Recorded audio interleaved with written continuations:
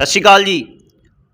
ਸਾਰੇ ਹੀ ਪੀਵੀ 64 ਦੇ ਸਰੋਤਿਆਂ ਦਾ ਸਵਾਗਤ ਹੈ ਪੀਵੀ 64 ਨਿਊਜ਼ ਤੇ।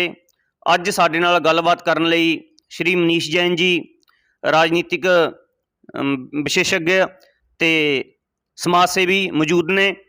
ਕੱਲ ਜਿਹੜੀ ਜਿਮਨੀ ਚੋਣ ਹੋਈ ਹੈ ਸੰਗਰੂਰ ਲੋਕ ਸਭਾ ਹਲਕੇ ਦੀ, ਉਹਦੇ ਬਾਰੇ ਗੱਲਬਾਤ ਕਰਦੇ ਹਾਂ। ਕਿਹੜੀ ਪਾਰਟੀ ਨੂੰ ਕਿੰਨਾ ਨੁਕਸਾਨ ਹੋਇਆ ਹੈ, ਕਿਹੜੀ ਪਾਰਟੀ ਬਾਜੀ ਮਾਰ ਸਕਦੀ ਹੈ। ਜੈਨ ਸਾਹਿਬ, ਪਹਿਲਾਂ ਤਾਂ ਤੁਹਾਡਾ ਪੀਵੀ 64 ਤੇ ਸਵਾਗਤ ਹੈ ਜੀ।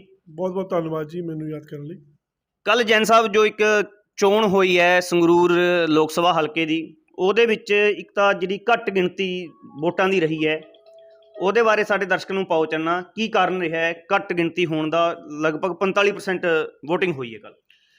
ਦੇਖੋ ਜੀ, 2019 ਦੇ ਵਿੱਚ ਜੋ ਇਲੈਕਸ਼ਨ ਹੋਏ ਸੀ ਲੋਕ ਸਭਾ ਦੇ, ਉਹਦੇ ਵਿੱਚ 72% ਦੇ ਕਰੀਬ ਪੋਲਿੰਗ ਹੋਈ ਸੀ। ਪਰ ਜੋ ਕੱਲ ਆંકੜੇ ਡਿਸਟ੍ਰਿਕਟ ਐਡਮਿਨਿਸਟ੍ਰੇਸ਼ਨ ਨੇ ਦਿੱਤੇ, ਉਹਦੇ ਹਿਸਾਬ ਨਾਲ 45.7 ਦੇ ਕਰੀਬ ਵੋਟਿੰਗ ਹੋਈ ਹੈ, ਜੋ ਕਿ ਲੋਕਤੰਤਰ ਲਈ ਕੋਈ ਚੰਗੀ ਗੱਲ ਨਹੀਂ। ਲੇਕਿਨ ਇਸ ਦੇ ਕਈ ਕਾਰਨ ਰਹੇ। ਇਹਦਾ ਸਭ ਤੋਂ ਬੜਾ ਮੇਜਰ ਕਾਰਨ ਅਗਰ ਆਪਾਂ ਟਟੋਲੀਏ ਤਾਂ ਸੀਜ਼ਨ ਦਾ ਹੋਣਾ ਹੈ, ਕਿਉਂਕਿ ਜੋ ਮਜ਼ਦੂਰ ਭਾਈ ਵਰਗ ਹੈ ਜਾਂ ਕਿਸਾਨ ਵਰਗ ਹੈ, ਸਾਰਾ ਸੀਜ਼ਨ ਹੋਣ ਕਰਕੇ ਬਿਜ਼ੀ ਸੀ, ਉਹ ਵੋਟਾਂ ਤੱਕ ਨਹੀਂ ਪਹੁੰਚ ਸਕਿਆ। ਦੂਜਾ ਕਾਰਨ ਸੀ ਕਿ ਜੋ ਹੁਣੀ ਜੋ 2022 ਦੇ ਵਿੱਚ ਜੋ ਪੰਜਾਬ ਦੇ ਇਲੈਕਸ਼ਨ ਹੋਏ ਸੀ, ਉਹ ਹੁਣੀ ਹੋ ਕੇ ਚੁੱਕੇ ਹੈ, ਤਾਂ ਲੋਕਾਂ ਦਾ ਰੁਝਾਨ ਵੀ ਨਹੀਂ ਹੈ ਵੋਟਾਂ ਕਰਨੀ। ਅਤੇ ਤੀਜਾ ਸੀ ਵਰਕਰਾਂ ਦੀ ਨਾਰਾਜ਼ਗੀ। ਵਰਕਰਾਂ ਨੇ ਉਸ ਪੋਟੈਂਸ਼ੀਅਲ ਨਾਲ ਵਰਕ ਨਹੀਂ ਕੀਤਾ ਕਿ ਉਹ ਲੋਕਾਂ ਨੂੰ ਪੋਲਿੰਗ ਬੂਥ ਤੱਕ ਲਿਜਾਣ ਦੇ ਵਿੱਚ ਕਾਮਯਾਬ ਨਹੀਂ ਹੋਏ।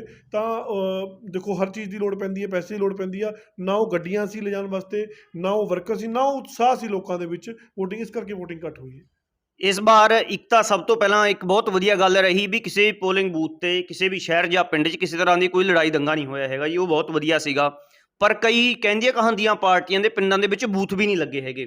ਲੋਕਾਂ ਦੀ ਪਾਰਟੀਆਂ ਵੱਲੋਂ ਨਿਰਾਸ਼ਾ ਨਹੀਂ ਹੈ ਲੋਕਾਂ 'ਚ? ਇਹ ਪੋਲਿੰਗ ਬੂਥ ਦਾ ਨਾ ਲੱਗਣਾ ਵਰਕਰਾਂ ਦੀ ਨਿਰਾਸ਼ਾ ਹੁੰਦੀ ਹੈ, ਅਤੇ ਵਰਕਰ ਇਸ ਟਾਈਮ ਨਿਰਾਸ਼ ਹੈ। ਕਿਉਂਕਿ ਦੇਖੋ, ਜਿੰਨੀਆਂ ਵੀ ਪਾਰਟੀਆਂ ਹੈ, ਆਮ ਆਦਮੀ ਪਾਰਟੀ ਤੋਂ ਵੀ ਵਰਕਰਾਂ ਨੇ ਜੀ ਜਾਨ ਲਾ ਕੇ ਕੰਮ ਕੀਤਾ ਸੀ, ਲੇਕਿਨ ਉਹ ਜੋ ਸਨਮਾਨ ਵਰਕਰਾਂ ਨੂੰ ਮਿਲਣਾ ਚਾਹੀਦਾ ਹੈ, ਉਹ ਨਹੀਂ ਮਿਲ ਪਾ ਰਿਹਾ। ਇਸ ਕਰਕੇ ਵਰਕਰ ਨਿਰਾਸ਼ ਹੈ। ਅਤੇ ਫਿਰ ਉਸ ਸੀਜ਼ਨ ਕਰਕੇ ਵੀ ਬਹੁਤ ਲੋਕ ਜਿਹੜੇ ਪੋਲਿੰਗ ਏਜੰਟ ਬਣਦੇ ਆ, ਵਰਕਰ ਹੁੰਦੇ ਆ, ਉਹ ਨਹੀਂ ਅਵੇਲੇਬਲ ਸੀ। ਅਤੇ ਦੂਜਾ ਮੈਂ ਤੁਹਾਨੂੰ ਦੱਸ ਰਿਹਾ ਕਿ ਇਸ ਚੋਣ ਦੇ ਵਿੱਚ ਪੈਸਾ ਬਹੁਤ ਘੱਟ ਲੱਗਿਆ, ਤਾਂ ਉਹ ਹਰ ਕੋਈ ਟਲਦਾ ਰਿਹਾ ਕਿ ਨਹੀਂ, ਅਸੀਂ ਕਿਉਂ ਲਗਾਈਏ। ਤਾਂ ਵੈਸੇ ਤਾਂ ਲੋਕਤੰਤਰ ਲਈ ਅੱਛੀ ਗੱਲ ਹੈ ਇਹ ਪੋਲਿੰਗ ਬੂਥ ਲੱਗਣਾ, ਜਾਂ ਕੁਝ ਜ਼ਰੂਰਤ ਨਹੀਂ ਹੋਣੀ ਚਾਹੀਦੀ। ਅੱਜ ਕੱਲ੍ਹ ਹਰ ਬੰਦਾ ਅਵੇਅਰ ਹੈ, ਤਾਂ ਤੁਸੀਂ ਆਪਣਾ ਪ੍ਰਚਾਰ ਕਰੋ। ਪ੍ਰਚਾਰ ਕਰਨ ਤੋਂ ਬਾਅਦ ਜਿਹੜਾ ਜਿੱਥੇ ਵੋਟ ਪਾਏਗਾ, ਇਹ ਲੋਕਤੰਤਰ ਲਈ ਅੱਛੀ ਗੱਲ ਵੀ ਹੈ। ਹੁਣ ਜੈਨ ਸਾਹਿਬ, ਆਪਾਂ ਗੱਲ ਕਰ ਲੈਂਦੇ ਹਾਂ ਅਲੱਗ-ਅਲੱਗ ਪਾਰਟੀਆਂ ਦੀ। ਸਭ ਤੋਂ ਪਹਿਲਾਂ ਅਕਾਲੀ ਦਲ ਨੇ ਪੰਥਕ ਏਜੰਡਾ ਖੇਡਿਆ, ਬੰਦੀ ਸਿੰਘਾਂ ਰਿਹਾਈ ਦੀ ਗੱਲ ਕੀਤੀ। ਬੰਦੀ ਸਿੰਘਾਂ ਦੀ ਭੈਣ ਨੂੰ ਹੀ ਟਿਕਟ ਦਿੱਤੀ ਹੈ, ਰਾਜੋਆਣਾ ਸਾਹਿਬ ਦੀ ਭੈਣ ਨੂੰ ਟਿਕਟ ਦਿੱਤੀ ਉਹਨਾਂ ਨੇ ਕਿਹਾ ਬੰਦੀ ਸਿੰਘਾਂ ਦੀ ਰਿਹਾਈ ਤੇ ਸਾਨੂੰ ਵੋਟ ਪਾਓ। ਕੀ ਲੱਗਦਾ ਹੈ ਉਹ ਕਾਮਯਾਬ ਹੋ ਪਾਉਣਗੇ ਇਸ ਏਜੰਡੇ ਤੇ? ਮੇਰਾ ਜੋ ਮੰਨਣਾ ਹੈ, ਇਸ ਚੋਣਾਂ ਦੇ ਵਿੱਚ ਅਗਰ ਸਭ ਨਾਲੋਂ ਜ਼ਿਆਦਾ ਕਿਸੇ ਪਾਰਟੀ ਨੂੰ ਨੁਕਸਾਨ ਹੋਏਗਾ ਤਾਂ ਉਹ ਸ਼੍ਰੋਮਣੀ ਅਕਾਲੀ ਦਲ ਹੈ। ਸ਼੍ਰੋਮਣੀ ਅਕਾਲੀ ਦਲ ਦਾ ਜੋ ਮਿਆਰ ਗਿਰਨਾ ਸ਼ੁਰੂ ਹੋਇਆ, ਜੋ ਸ਼੍ਰੀ ਗੁਰੂ ਗ੍ਰੰਥ ਸਾਹਿਬ ਦੀ ਬੇਅਦਬੀ ਹੋਈ, ਉਸ ਤੋਂ ਬਾਅਦ ਹੀ ਸ਼੍ਰੋਮਣੀ ਅਕਾਲੀ ਦਲ ਦਾ ਪ੍ਰਤੀ ਲੋਕਾਂ ਨੂੰ ਨਫ਼ਰਤ ਪੈਦਾ ਹੋ ਗਈ ਸੀ। ਇਹ ਮਿਆਰ ਗਿਰਦਾ ਕਿਸਾਨ ਅੰਦੋਲਨ ਆਉਂਦੇ ਜਦੋਂ ਕਿਸਾਨ ਅੰਦੋਲਨ ਦੇ ਵਿੱਚ ਸ਼੍ਰੋਮਣੀ ਅਕਾਲੀ ਦਲ ਨੇ ਸਟੈਂਡ ਸਪਸ਼ਟ ਨਹੀਂ ਕੀਤਾ। ਪਹਿਲਾਂ ਤਾਂ ਉਹਨਾਂ ਨੇ ਕਿਸਾਨ ਅੰਦੋਲਨ ਦਾ ਸਾਥ ਦਿੱਤਾ, ਅਤੇ ਬਾਅਦ ਦੇ ਵਿੱਚੋਂ ਉਹ ਜਦੋਂ ਮੁੱਕਰੇ ਤਾਂ ਲੋਕਾਂ ਨੇ ਉਹਨਾਂ ਨੂੰ ਪਸੰਦ ਨਹੀਂ ਕੀਤਾ। ਇਸ ਕਰਕੇ ਸਭ ਨਾਲੋਂ ਜ਼ਿਆਦਾ ਨੁਕਸਾਨ ਅਗਰ ਕਿਸੇ ਪਾਰਟੀ ਦਾ ਹੋਏਗਾ ਇਸ ਇਲੈਕਸ਼ਨ ਦੇ ਵਿੱਚ, ਤਾਂ ਸ਼੍ਰੋਮਣੀ ਅਕਾਲੀ ਦਲ ਦਾ ਹੋਏਗਾ। ਅਤੇ ਜਿੰਨਾ ਕੁ ਰਾਜਨੀਤਿਕ ਦਾ ਮੈਨੂੰ ਨੌਲੇਜ ਹੈ, ਮੈਨੂੰ ਲੱਗ ਰਿਹਾ ਕਿ ਇਸ ਵਾਰ ਸ਼੍ਰੋਮਣੀ ਅਕਾਲੀ ਦਲ ਆਪਣੀ ਜ਼ਮਾਨਤ ਵੀ ਨਹੀਂ ਬਚਾ ਪਾਏਗਾ। ਸ਼੍ਰੋਮਣੀ ਅਕਾਲੀ ਦਲ ਦਾ ਕੈਂਡੀਡੇਟ, ਹਾਂ, ਉਹਨਾਂ ਨੇ ਆਪਣੀ ਵਜੂਦ ਨੂੰ ਬਚਾਉਣ ਦੀ ਲੜਾਈ ਪਿੱਛੇ ਇੱਕ ਪੰਥਕ ਕਾਰਡ ਖੇਡਣ ਦੀ ਕੋਸ਼ਿਸ਼ ਕੀਤੀ। ਬੰਦੀ ਸਿੰਘਾਂ ਦੀ ਰਿਹਾਈ ਦਾ ਨਾਮ ਲੈ ਕੇ ਉਹਨਾਂ ਨੇ ਕੋਸ਼ਿਸ਼ ਕੀਤੀ ਕਿ ਆਪਣੇ ਵਜੂਦ ਨੂੰ ਬਚਾਇਆ ਜਾ ਸਕੇ, ਪਰ ਉਹਦਾ ਜ਼ਿਆਦਾ ਰਿਸਪੌਂਸ ਦਿਖਦਾ ਨਜ਼ਰ ਨਹੀਂ ਆ ਰਿਹਾ। ਬਲਵੰਤ ਸਿੰਘ ਰਾਜੋਆਣਾ ਦੀ ਭੈਣ ਨੂੰ ਖੜਾ ਕੀਤਾ। ਉਸ ਫੋਟੋ ਦੇ ਵਿੱਚ ਵੀ ਦੇਖੋ, ਇੰਨੀ ਨਫ਼ਰਤ ਲੋਕਾਂ ਦੇ ਪ੍ਰਤੀ ਹੈ। ਉਹਨਾਂ ਨੂੰ ਇਸ ਚੀਜ਼ ਦਾ ਅੰਦਾਜ਼ਾ ਹੈ ਕਿ ਜੋ ਵੱਡੇ ਪੋਸਟਰ ਲਗਾਏ ਗਏ, ਜੋ ਵੱਡੇ ਬੈਨਰ ਲਗਾਏ ਗਏ, ਉਸ ਵਿੱਚ ਕਿਸੇ ਵੀ ਲੀਡਰ, ਵੱਡੇ ਬਾਦਲ ਸਾਹਿਬ ਦਾ, ਛੋਟੇ ਬਾਦਲ ਸਾਹਿਬ ਦਾ, ਉਹਨਾਂ ਦੀਆਂ ਫੋਟੋਆਂ ਨਿਰਧਾਰਿਤ ਸੀ। ਤਾਂ ਲੋਕ ਇਸ ਚੀਜ਼ ਤੋਂ ਨਿਰਾਸ਼ ਨੇ, ਬਾਦਲਾਂ ਤੋਂ ਨਿਰਾਸ਼ ਨੇ, ਅਤੇ ਮੈਨੂੰ ਨਹੀਂ ਲੱਗਦਾ ਕਿ ਉਹ ਆਪਣਾ ਵਜੂਦ ਬਚਾ ਪਾਉਣਗੇ। ਬੀਜੇਪੀ ਨੇ, ਹੁਣ ਗੱਲ ਕਰਦੇ ਹਾਂ ਬੀਜੇਪੀ ਦੀ। ਜੈਨ ਸਾਹਿਬ, ਬੀਜੇਪੀ ਨੇ ਕੀ ਕੀਤਾ? ਕੁਛ ਟਾਈਮ ਪਹਿਲਾਂ, ਹਫ਼ਤਾ ਪਹਿਲਾਂ, 2 ਦਿਨ ਪਹਿਲਾਂ, ਕਾਂਗਰਸ ਦੇ ਬਹੁਤ ਸਾਰੇ ਕੈਂਡੀਡੇਟ, ਲਗਭਗ 10 ਵਰਕਰ ਸੀਗੇ, ਉਹ ਤੋੜ ਕੇ ਬੀਜੇਪੀ ਸ਼ਾਮਲ ਕਰ ਲਿੱਤੇ। ਅਤੇ ਕਾਂਗਰਸ ਦੇ ਹੀ ਜਿਹੜੇ 2 ਵਾਰੀ MLA ਰਹਿ ਚੁੱਕੇ ਨੇ, ਬਹੁਤ ਹੀ ਧਨਾੜ MLA ਸੀ ਕੇਵਲ ਸਿੰਘ ਢਿੱਲੋਂ, ਉਹਨਾਂ ਨੂੰ ਆਪਦੀ ਪਾਰਟੀ ਸ਼ਾਮਲ ਕਰਤਾ ਤੇ ਨਾਲ ਦੀ ਨਾਲ ਉਹਨਾਂ ਨੂੰ ਹੀ ਆਪਦੀ ਪਾਰਟੀ ਵੱਲੋਂ ਟਿਕਟ ਦਿੱਤੀ। ਉਹ ਕਿਵੇਂ ਲੱਗਦਾ ਕਾਮਯਾਬ ਹੋ ਪਾਊਗੀ ਬੀਜੇਪੀ ਆਪਣਾ ਕਿਲ੍ਹਾ ਗੱਡਣ 'ਚ ਜਾਂ ਫਿਰ ਆਪਣਾ ਇੱਕ ਵਜੂਦ ਸਥਾਪਿਤ ਕਰਨ ਦੇ ਵਿੱਚ ਪੰਜਾਬ ਦੇ ਵਿੱਚ?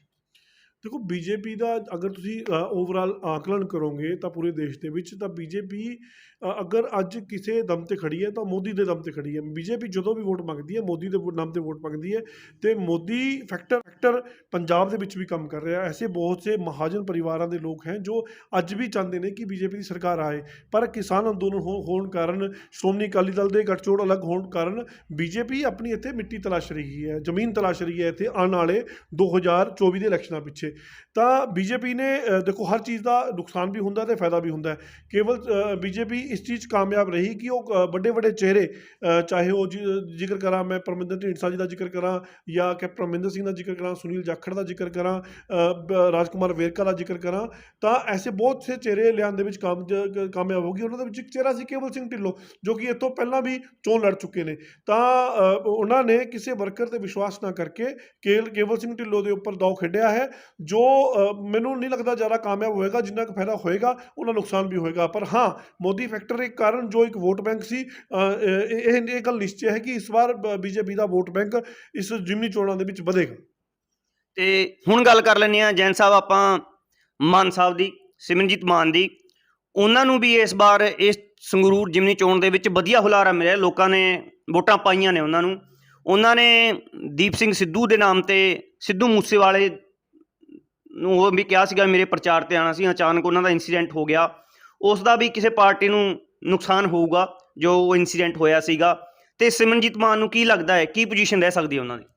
ਦੇਖੋ, ਇੱਕ ਸਿਮਰਨਜੀਤ ਸਿੰਘ ਮਾਨ ਦੀ ਇੱਕ ਅਲੱਗ ਵਿਚਾਰਧਾਰਾ ਹੈ, ਜਿਸ ਨੂੰ ਇੱਕ ਸਪੈਸ਼ਲ ਵਰਗ ਹੈ ਜੋ ਉਹਨਾਂ ਨੂੰ ਸਪੋਰਟ ਕਰਦਾ ਹੈ। ਤੇ ਸਿਮਰਨਜੀਤ ਸਿੰਘ ਮਾਨ ਦਾ ਜੋ ਵੋਟ ਬੈਂਕ ਆਪਣਾ ਸੀ ਉਹ ਤਾਂ ਰਹੇਗਾ ਹੀ ਰਹੇਗਾ। ਹਾਂ, ਜਿਹੜੀ ਗੱਲ ਤੁਸੀਂ ਕਰ ਰਹੇ ਹੋ ਕਿ ਦੀਪ ਸਿੱਧੂ ਤੇ ਸਿੱਧੂ ਮੂਸੇਵਾਲਾ ਫੈਕਟਰ, ਇਹ ਕਈ ਲੋਕ ਹਲੇ ਵੀ ਮਾਨ ਸਰਕਾਰ ਨੂੰ ਦੋਸ਼ੀ ਮੰਨਦੇ ਹੈ ਸਿੱਧੂ ਮੂਸੇਵਾਲੇ ਦੀ ਮੌਤ ਦਾ। ਤਾਂ ਉਹ ਵੋਟ ਬੈਂਕ ਜੋ ਨੌਜਵਾਨ ਵੋਟ ਬੈਂਕ ਸੀ, ਇੱਕ ਸਾਈਡ ਬਦਲਾਵ ਕਰਨੀ ਦੇਖ ਰਿਹਾ ਸੀ, ਉਹਨਾਂ ਦਾ ਵੀ ਮੋਹ ਭੰਗ ਹੁੰਦਾ ਨਜ਼ਰ ਆ ਰਿਹਾ ਆਮ ਆਦਮੀ ਪਾਰਟੀ ਤੋਂ, ਕਿਉਂਕਿ ਲੋਕਾਂ ਨੂੰ ਆਮ ਆਦਮੀ ਪਾਰਟੀ ਤੋਂ ਬਹੁਤ ਉਮੀਦਾਂ ਸੀ। ਲੇਕਿਨ 3 ਮਹੀਨੇ ਹੁੰਦੇ, ਹਾਲਾਂਕਿ ਬਹੁਤ ਸ਼ੋਰਟ ਟਰਮ ਹੈ 3 ਮਹੀਨੇ ਦਾ, ਲੇਕਿਨ ਉਹਨਾਂ ਨੂੰ ਲੱਗ ਰਿਹਾ ਕਿ ਨਹੀਂ, ਇਹ ਜਿਸ ਬਦਲਾਵ ਲਈ ਅਸੀਂ ਵੋਟਾਂ ਪਾਈਆਂ ਸੀ ਉਹ ਬਦਲਾਵ ਨਹੀਂ ਹੈ। ਤਾਂ ਉਹ ਪਹਿਲਾਂ ਦੂਜੀਆਂ ਪਾਰਟੀਆਂ ਤੋਂ ਨਿਰਾਸ਼ ਤਾਂ ਹੈ ਹੀ ਸੀ, ਤਾਂ ਉਹਨਾਂ ਨੂੰ ਇੱਕ ਨਿਰਾਸ਼ਾ ਦਾ ਜ਼ੋਨ ਹਜੇ ਵੀ ਆਮ ਆਦਮੀ ਪਾਰਟੀ ਨਹੀਂ ਦਿਖਿਆ। ਤਾਂ ਕੁਝ ਉਹ ਵੋਟ ਬੈਂਕ ਟ੍ਰਾਂਸਫਰ ਹੋ ਕੇ ਸਿਮਰਜੀਤ ਸਿੰਘ ਮਾਨ ਕਨੀ ਜਾਏਗਾ। ਤਾਂ ਇਹ ਗੱਲ ਵੀ ਨਿਸ਼ਚੈ ਹੈ ਕਿ ਪਿੰਡਾਂ ਦੇ ਵਿੱਚ ਬਹੁਤ ਵਧੀਆ ਰਿਸਪੌਂਸ ਮਿਲੇਗਾ।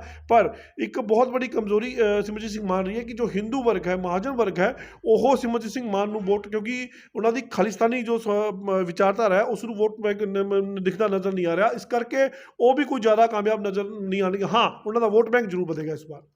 ਹੁਣ ਗੱਲ ਕਰ ਲੈਂਦੇ ਹਾਂ ਸਭ ਤੋਂ ਪੁਰਾਣੀ ਪਾਰਟੀ ਕਾਂਗਰਸ ਦੀ। ਉਹਨਾਂ ਨੇ ਇੱਕ ਨਵਾਂ ਯੂਥ ਚਿਹਰਾ ਜੋ CM ਭਗਵੰਤ ਮਾਨ ਦੇ ਖਿਲਾਫ ਲੜੇ ਸੀਗੇ ਧੂਰੀ ਤੋਂ, ਉਹਨਾਂ ਨੂੰ ਟਿਕਟ ਦਿੱਤੀ ਹੈ। ਪਹਿਲਾਂ ਵੜਿੰਗ ਸਾਹਿਬ ਕਹਿ ਰਹੇ ਸੀਗੇ ਵੀ ਸਿੱਧੂ ਮੂਸੇਵਾਲੇ ਨੂੰ ਟਿਕਟ ਦੇਣੀ ਸੀ, ਤੇ ਉਹਨਾਂ ਨੇ ਆਪਦਾ ਵਜੂਦ ਬਚਾਉਣ ਵਾਸਤੇ, ਜੋ ਉਹਨਾਂ ਦੀ ਕਾਂਗਰਸ ਹੈ, ਕਾਂਗਰਸ ਦੇ ਵੈਸੇ ਬਹੁਤ ਸਾਰੇ ਲੀਡਰ ਅਲੱਗ-ਅਲੱਗ ਪਾਰਟੀਆਂ 'ਚ ਚਲੇ ਗਏ ਉਹਨਾਂ ਦੇ, ਜਾਂ ਜਿਹੜੇ ਹੈਗੇ ਨੇ ਉਹ ਆਪਸ ਦੇ ਵਿੱਚ ਉਹਨਾਂ ਦਾ ਕਾਫੀ ਕੰਟਰੋਵਰਸੀ ਹੈ। ਉਹਨਾਂ ਨੇ ਆਪਦਾ ਵਜੂਦ ਬਚਾਉਣ ਵਾਸਤੇ ਰਾਜਾ ਵੜਿੰਗ ਨੇ ਵੀ ਬੜਾ ਜ਼ੋਰ ਲਾਇਆ, ਬੜਾ ਆ ਕੇ ਪ੍ਰਚਾਰ ਕੀਤਾ ਇੱਥੇ। ਉਹਨਾਂ ਦਾ ਕਾਂਗਰਸ ਕਿੱਥੇ ਤੱਕ ਰਹਿ ਸਕਦੀ ਹੈ? ਦੇਖੋ, ਕਾਂਗਰਸ ਪਾਰਟੀ ਦਾ ਜੋ ਸਾਰੇ ਦੇਸ਼ ਵਿੱਚ ਹਾਲ ਹੈ ਉਹੀ ਪੰਜਾਬ ਦੇ ਵਿੱਚ ਹਾਲ ਹੈ। ਕਾਂਗਰਸ 2 ਪਾਰਟ ਦੇ ਵਿੱਚ ਪਹਿਲਾਂ ਹੀ ਬਣ ਚੁੱਕੀ ਹੈ। ਸੋਨੀਆ ਦੀ ਅਲੱਗ ਕਾਂਗਰਸ ਹੈ, ਰਾਹੁਲ ਗਾਂਧੀ ਦੀ ਅਲੱਗ ਕਾਂਗਰਸ ਹੈ। ਇਸ ਵਾਰ ਪੰਜਾਬ ਦੇ ਵਿੱਚ ਹਾਰ ਤੋਂ ਬਾਅਦ ਜੋ ਮੰਥਨ ਹੋਇਆ, ਤਾਂ ਯੁਵਾ ਚਿਹਰਿਆਂ ਦੇ ਉੱਪਰ ਦਾਅ ਖੇਡ ਰਹੀ ਹੈ ਕਾਂਗਰਸ ਪਾਰਟੀ। ਇਹ ਭਵਿੱਖ ਦੀ ਰਾਜਨੀਤੀ, ਫਿਰ ਮੈਂ ਉਹੀ ਗੱਲ ਕਰਦਾ ਕਿ ਸਾਰੀ ਗੇਮ 2024 ਦਾ ਇਲੈਕਸ਼ਨ ਹੈ।